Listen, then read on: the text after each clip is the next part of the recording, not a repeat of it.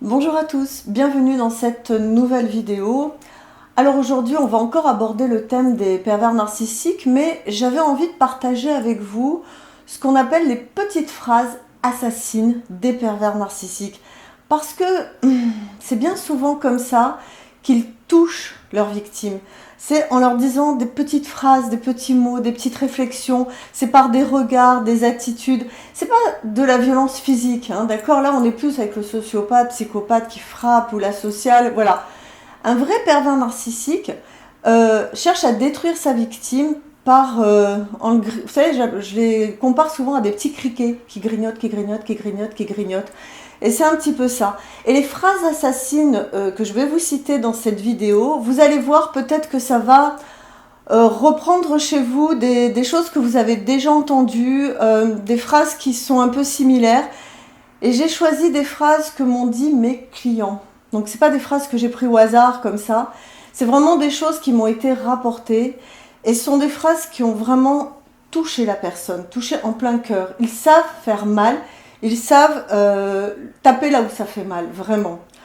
Donc je vais vous donner 3 sortes de phrases que vous pouvez retrouver, peut-être ou pas, ou alors des choses un peu similaires, que ce soit par rapport à un compagnon ou une compagne, un mari, une femme, etc. Que ce soit par rapport à des parents qui sont pervers narcissiques, ou que ce soit au niveau du travail, avec des collègues ou avec un supérieur, etc. Et il faut savoir une chose, c'est que les phrases que je vais vous citer, bien souvent la personne, quand elle le dit, hein, le pervers, quand il dit ces phrases, il le dit avec un petit sourire, avec un petit regard narquois, très méprisant, c'est très hautain, et c'est dit presque du bout des lèvres comme ça. Et si la personne riposte en disant mais comment, qu'est-ce que tu me dis, c'est pas possible, réagit quoi, soit par la colère, soit par la tristesse, soit en étant choqué, la réaction du pervers narcissique, ça va être de ridiculiser la personne, d'en remettre une deuxième couche. Oh ça va, t'es susceptible. Oh là là, on peut rien te dire, ma pauvre fille, t'es vraiment une chochotte, c'est pas possible, on peut pas plaisanter. Souvent, ils tournent ça en dérision, en plaisanterie, alors que c'est quelque chose qui touche la personne, qui lui fait mal. Pourquoi ça lui fait mal? Tout simplement parce que le pervers narcissique va taper déjà sur le physique. Il va dire physiquement que la personne a tel défaut. Il va taper, il ou elle, hein, on n'oublie pas, pervers narcissique, homme, femme, même combat. Il va taper également sur les capacités de la personne. Oh, t'es pas capable de ci, t'es pas capable de ça. Sur sa moralité, sur ce qu'il est profondément, sur son individualité. Donc c'est pour ça que ça fait si mal. Alors, avant de vous les donner, également, on me dit souvent, mais comment je dois réagir? C'est très compliqué. Franchement, c'est très compliqué. Si vous êtes susceptible, que vous vous énervez, etc., donc il va se moquer de vous, il va vous humilier d'autant plus. Si vous ne dites rien, il continuera sans cesse et sans cesse à vous donner encore des pics et des pics. Si vous essayez de raisonner la personne, de lui faire prendre conscience de ce que vous lui dites, il sera dans la fuite. Il n'y a pas de solution. C'est terrible hein, parce que vraiment, on a cherché avec mes clientes, bon bah voilà, quand il me dit ça, je vais faire comme ça, je vais dire ça, ça ne marche pas. Quelles que soient les solutions que vous trouvez par rapport à ces phrases-là, ça ne marche pas, ça ne les atteint pas. Ils ne sont pas dans la prise de conscience que ça vous fait souffrir, ils s'en foutent complètement, hein, on est bien d'accord. Vous vous rappelez dans mes précédentes vidéos, je vais vous les mettre en lien, hein, mes précédentes vidéos, comment identifier un pervers narcissique, comment se défendre d'un pervers narcissique et comment identifier un parent pervers narcissique. Ça c'est très important aussi parce que j'ai beaucoup de commentaires là-dessus et beaucoup de clients et clientes qui ont surtout des parents pervers narcissiques. Décidément, il y a vraiment de quoi faire. Donc voilà, on ne sait pas exactement comment réagir. Moi, le seul conseil que je pourrais vous donner, c'est d'essayer de vous blinder, de ne pas vraiment répondre, ou de le regarder en rigolant et de faire « ouais, d'accord », et de partir, d'essayer d'esquiver. Ne lui montrez pas que vous êtes en colère, que ça vous a atteint, parce que c'est exactement ça qu'il veut, quoi. C'est son objectif, c'est de vous faire du mal, de vous toucher, de vous mettre en colère. Si vous faites un petit sourire, vous faites comme si vous n'avez pas entendu, vous êtes assez, on va dire, indifférent, ça va l'énerver. Mais je vous dis, la contrepartie de cette façon de fonctionner, qui est celle qui va peut-être vous préserver le plus, c'est que la personne va revenir, sans arrêt, sans arrêt. De toute façon, c'est son mode de fonctionnement habituel, c'est une espèce d'humour un peu cynique, mais qui est surtout en fait des phrases assassines. Ce sont des phrases assassines. Alors j'en ai noté quelques-unes. On va commencer. Les premières vont concerner le couple. Vous allez voir, c'est édifiant. Première phrase, tu n'es rien sans moi. Voilà. Grand classique, grand classique dans un couple de pervers narcissiques, où il y a un pervers narcissique, c'est vraiment une phrase que le conjoint ou la conjointe entendra à un moment donné. Deuxième phrase, tu ressembles... Excusez-moi, je vais mettre mes lunettes, je vois rien. Ah oui, un homme qui dit ça à sa femme, ça fait toujours plaisir à entendre, mesdames, vous verrez. Tu ressembles à une pute dans cette robe. Véridique, hein. Entendu, hein, tout ce que je vous dis sont des cas réels. Donc tu ressembles à une pute dans cette robe, ok, super. Tu ne sais pas t'occuper d'un mec ou tu ne sais pas t'occuper d'une femme, si c'est la conjointe. Donc comme quoi tu ne vaux rien, d'accord, hein, on est toujours dans l'humiliation, la dévalorisation. Là, ça touche la capacité, c'est tu es incapable d'élever des enfants, tu vas en faire des délinquants. D'accord? Sachant que là, les enfants en question ont 22, 25 ans, qui font des études brillantes, qui sont très bien. Donc, vous voyez, il ne faut pas se laisser endoctriner par ces phrases-là. À une femme enceinte, ça, c'est horrible, horrible. Tu ressembles à une otarie ou à une baleine. Ça fait plaisir, hein, on porte la vie, on porte son enfant, voilà. Donc imaginez la vulnérabilité. Et vraiment, la femme, elle m'a dit, quand il m'a dit ça, mon mari, mais j'ai pleuré, j'ai fondu en larmes. Il m'a dit, oh là là, mais t'es une chochotte, on peut rien dire, je rigole, mais non, t'es belle. Enfin bon, quand même, tu ressembles à une baleine. Voyez, on en remet une deuxième couche. Donc je vous dis, il n'y a pas de compassion, il n'y a pas d'empathie, d'accord? Et dernière phrase, tu ne sais même pas faire à manger, je vais commander une pizza à une femme qui avait préparé un petit repas et tout ça. Voilà, en couple, c'est vraiment quelques exemples que j'ai pris, c'est pas exhaustif, il y en a des tas et des tas. Après, on va regarder les phrases assassines qu'un parent pervers narcissique va dire à son enfant. Alors, ça peut être à l'âge adulte ou ça peut être aussi à un âge, à un enfant vraiment qui est petit, d'accord ? Alors, pareil, ça va attaquer tout ce qui est le physique, l'intelligence, les choix de vie. Voilà, on tape sur tout ce qui fait mal. Alors, celle-là, elle est horrible, horrible. Enfin, pour moi, hein, moi, je l'ai vraiment... ça me fait mal hein, de dire ces phrases. Hein. Vous avez vu, je suis pas à l'aise. C'est vraiment horrible. Bon, on va y aller. Tu es gay, c'est toujours mieux qu'un cancer. Vous imaginez un petit peu hein, ce qu'a pu ressentir la personne.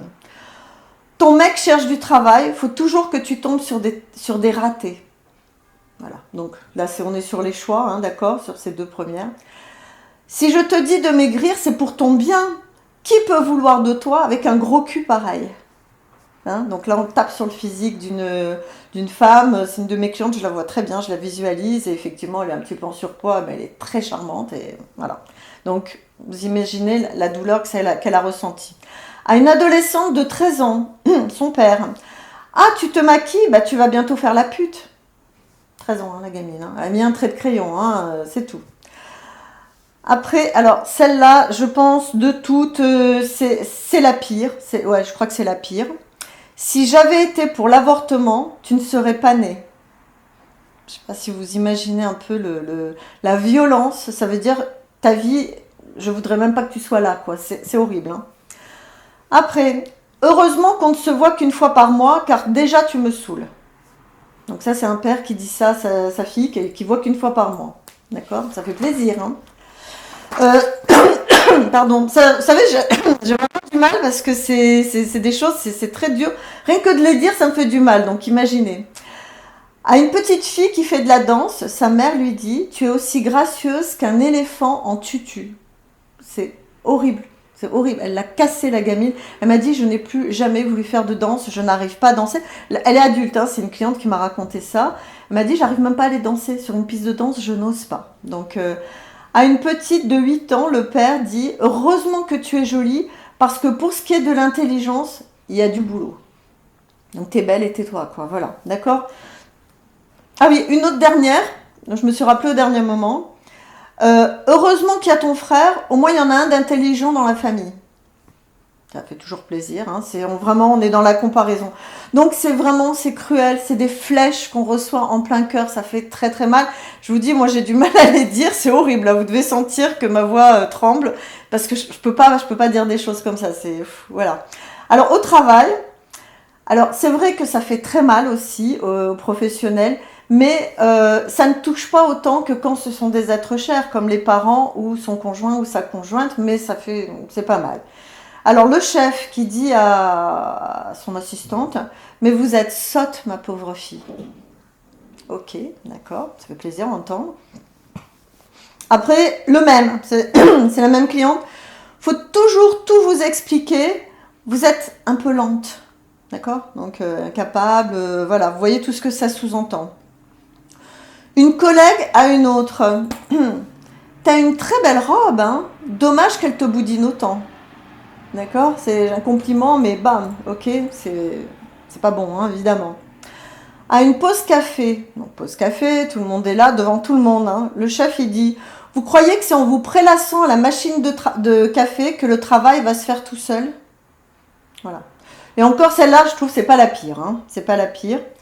Pareil, un chef à son assistante. De toute façon, vous êtes toujours en retard sur les délais. Ça prouve bien votre incompétence, en sachant qu'il lui donne tout le temps des surcharges de travail. Et la personne lui dit, mais vous me donnez trop de travail. Ben non, c'est vous qui êtes incompétent. Vous voyez un petit peu comment on manipule et on dévalorise et on humilie la personne et on lui fait comprendre qu'elle ne vaut rien, qu'elle est incompétente.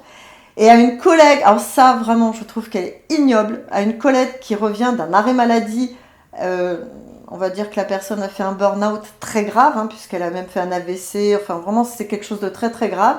Une collègue qui lui dit « Ah, voilà la vacancière qui revient enfin travailler. » Voilà, je vous ai donné un petit peu quelques phrases assassines que une victime peut recevoir d'un pervers narcissique.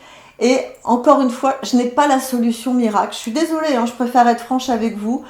La seule chose, c'est vraiment d'apprendre à se protéger, à feindre l'indifférence, même si ça fait mal, à en parler à des personnes autour de nous, pour dire, voilà, cette personne est vraiment cruelle avec moi. Si c'est un conjoint ou une conjointe, bah, vous savez ce qu'il vous reste à faire, hein. J'en ai déjà parlé dans mes autres vidéos. Si c'est un parent, bah, voilà, c'est essayer de le remettre à sa place, mais je vous dis, ça sert à rien. Il recommencera ou elle recommencera.